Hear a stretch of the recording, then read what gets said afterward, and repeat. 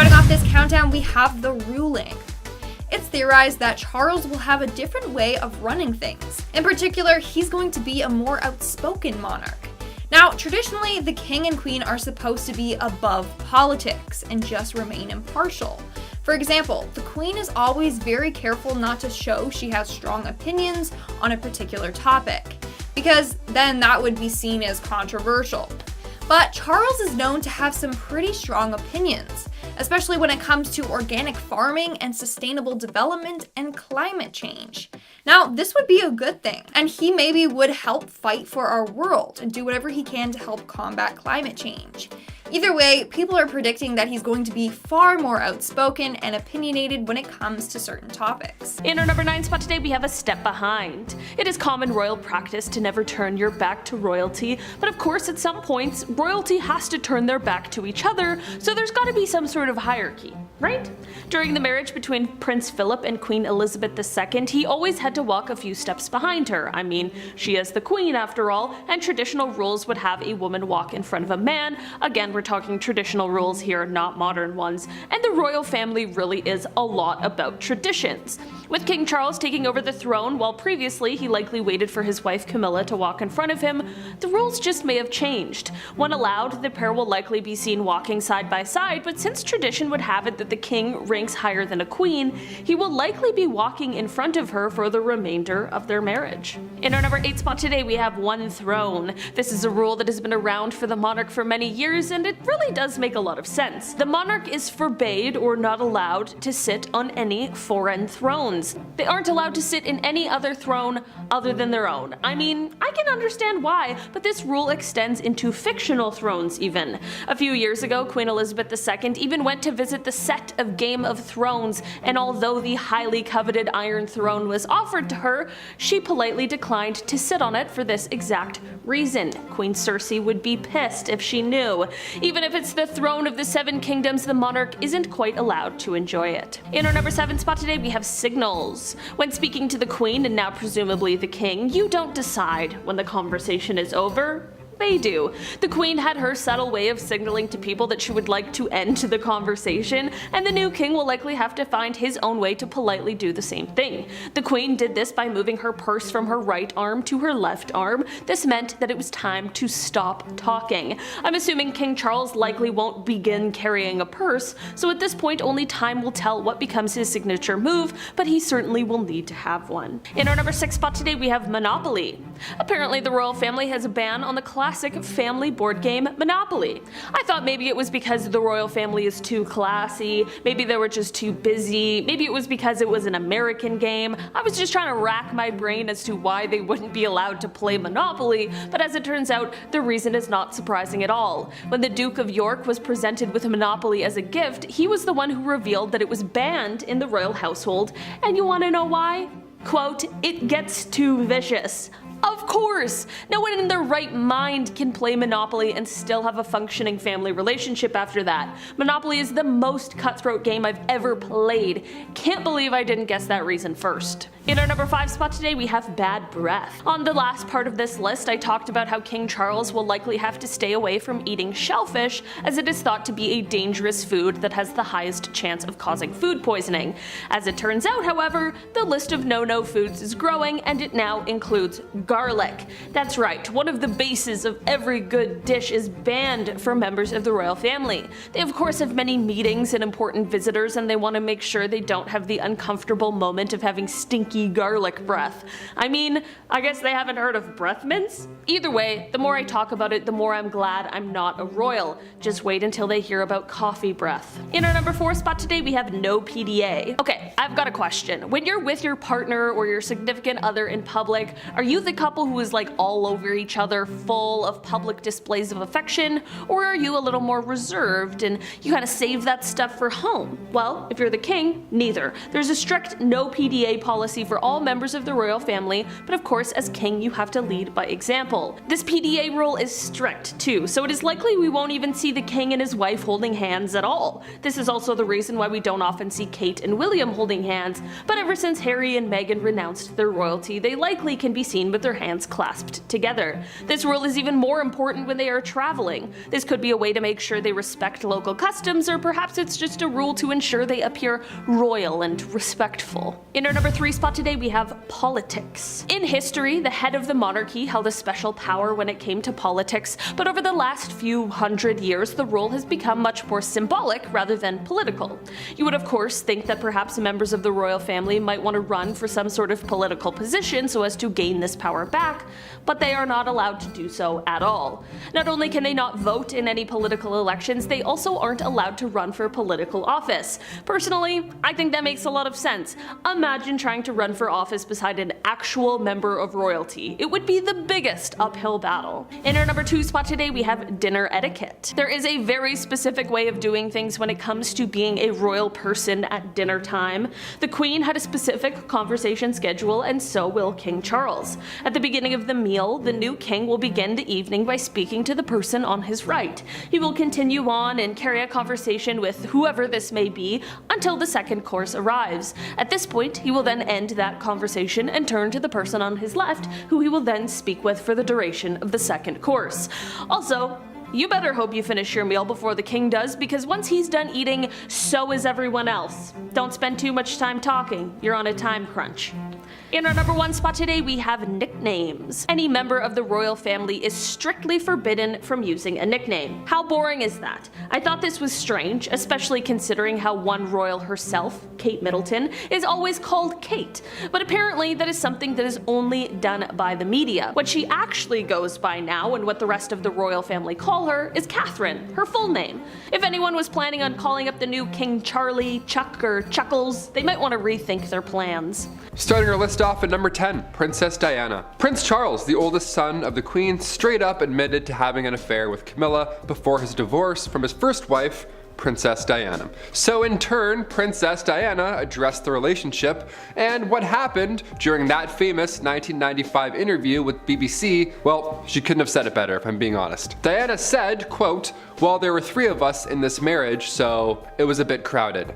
End quote. Diana also said she was in love with riding instructor Major James Hewitt during her marriage to Charles, so everybody had eyes elsewhere it seems. Now Diana and Charles did divorce in 1996, only 1 year before her tragic accident. Now later in 2005, he ended up marrying Camilla. Tragic of course, but were there dark theories that followed? Yeah, way too many theories. In our 9th spot, we have Camilla the Queen. And if you guys are liking this video so far, then why don't you give it a big thumbs up, because it really helps us out and we appreciate it. Once Prince Charles becomes king, well, his second wife Camilla will technically become queen. But it's up to her if she will assume the title of queen. In 2017, 67% of people asked in a survey said that they were opposed to the fact of Camilla becoming queen. And in 2005, Camilla said that she has no desire to take the title. But we don't know until it's actually time. But it seems as if she would prefer to go by a different title than queen. Moving on to number 8, he may give up his power.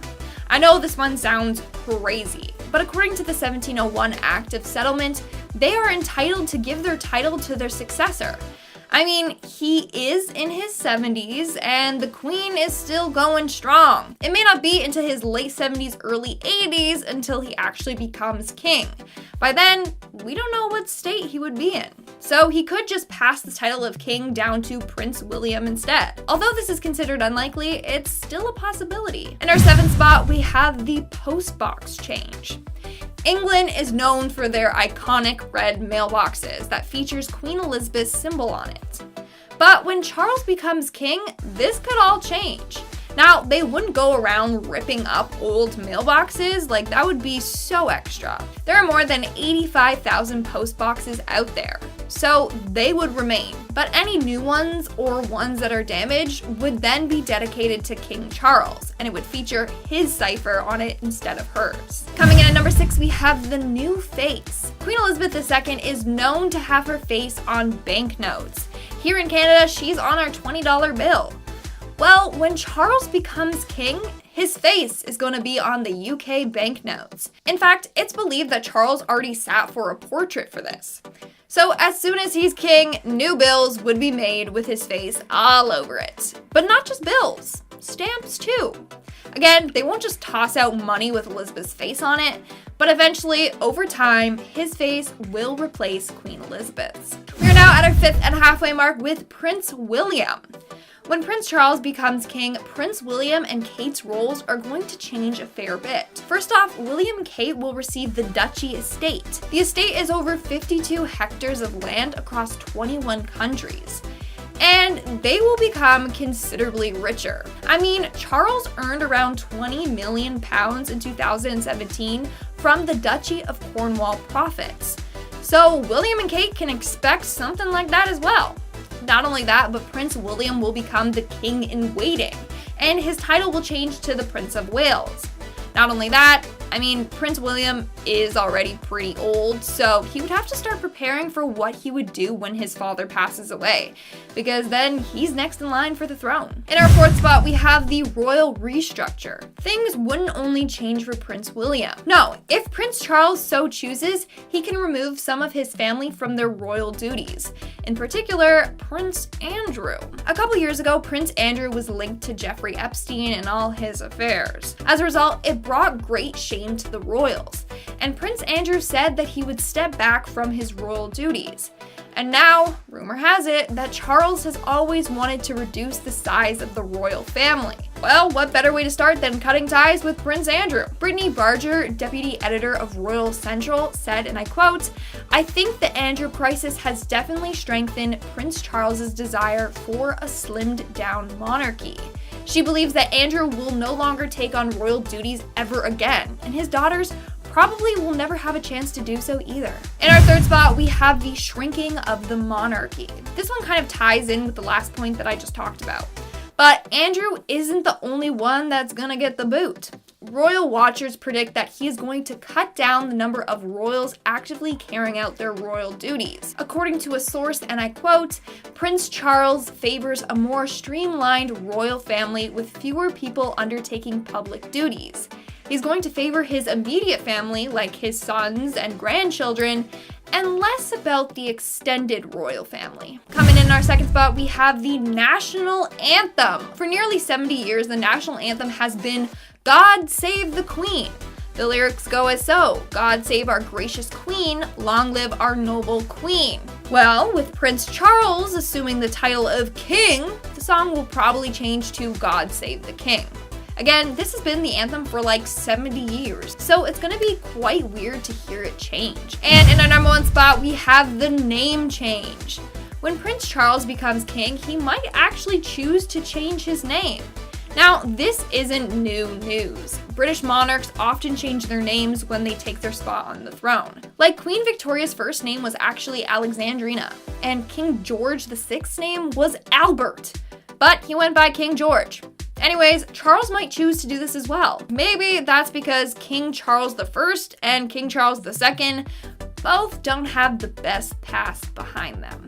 In a way, he may feel like they have tainted the name King Charles. Now, Prince Charles's Christian names are Charles, Philip, Arthur, George. So maybe he might take the name as King George VII, or King Philip, or King Arthur.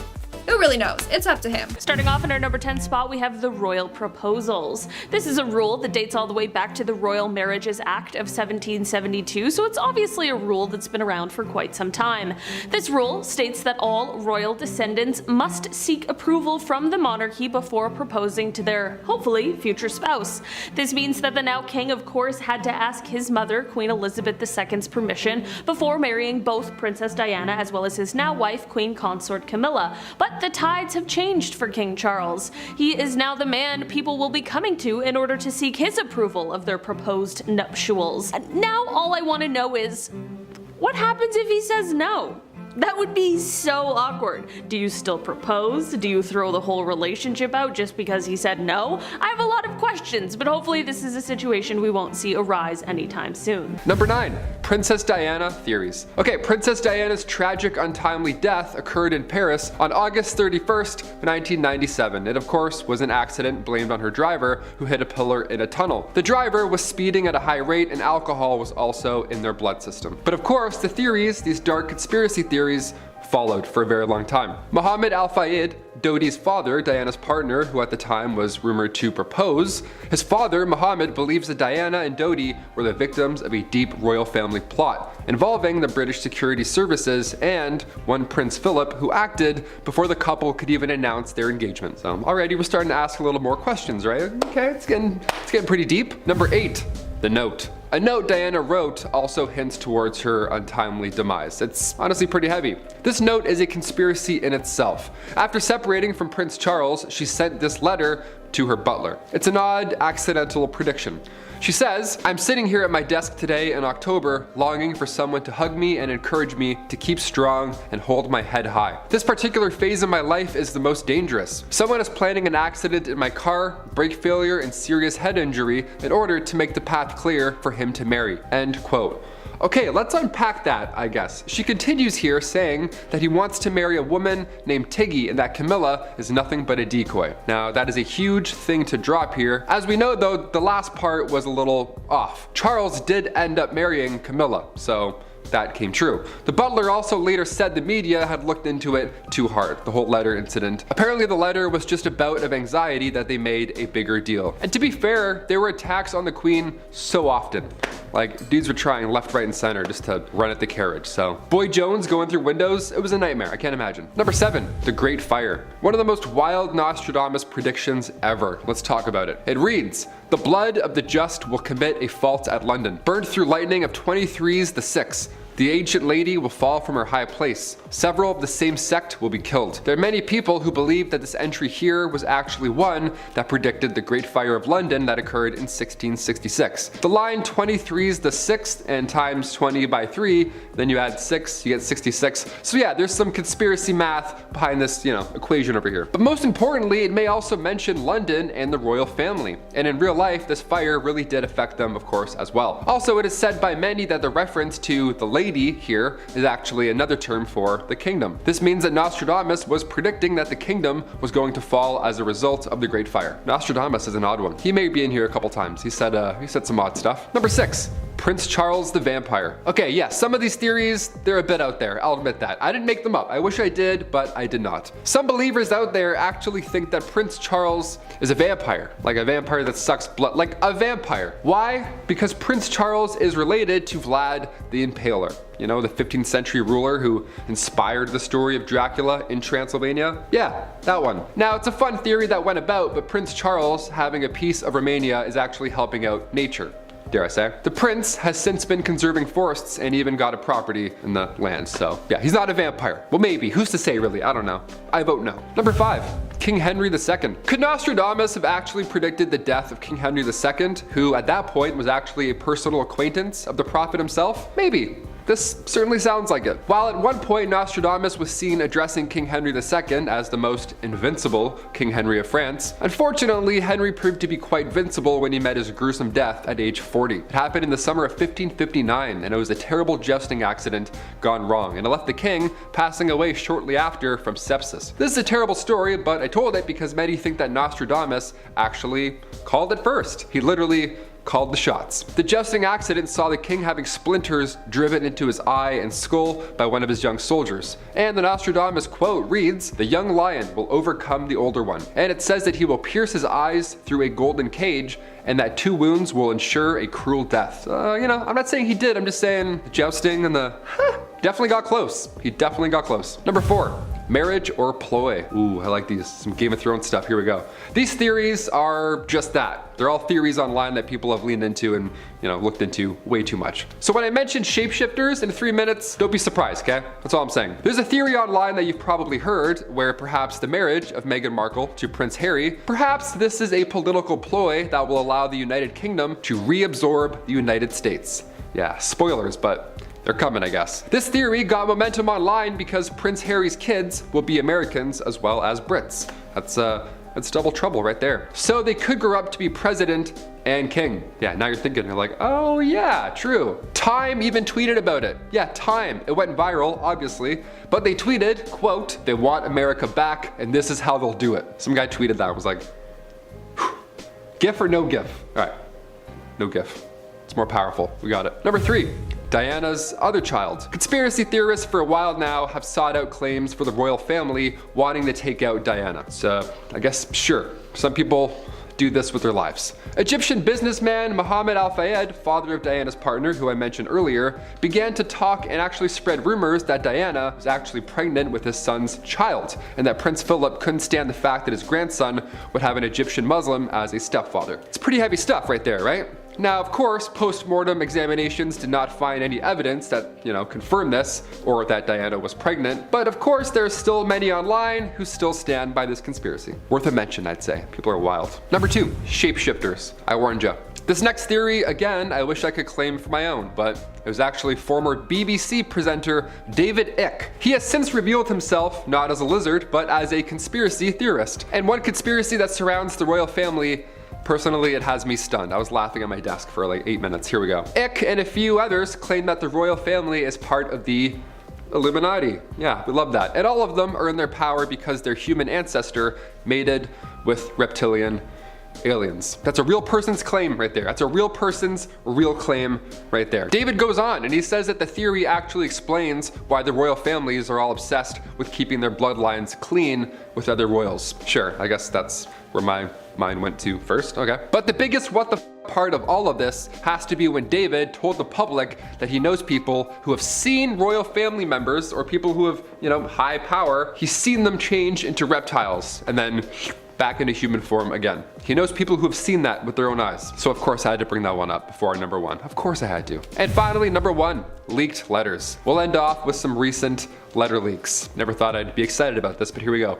May 2018, the royal wedding. It was thought at the time that Meghan's father was absent because of the heart attack that he suffered prior, like right before. But a year or so later, it was revealed that Thomas Markle and the new Duchess weren't as close as it seemed. Thomas even spoke out against his own daughter. There was a huge scandal where Meghan spoke to Oprah as well, a huge tell-all. Basically, Meghan actually said to her father that if you tell me the truth about working with paparazzi, then we can all help and then we'll go from there and then work on rebuilding our father-daughter relationship. And he wasn't able to do that, and that for me has really resonated, especially now as a mother, end quote. So she's pretty much done with her dad's because he's, leaking letters. And to be fair, if my dad was working with paparazzi, showing them private letters or emails, I'd be upset too. There's no way though. There's no way. My dad can't even figure out the thumbprint, let alone email. Get out of here.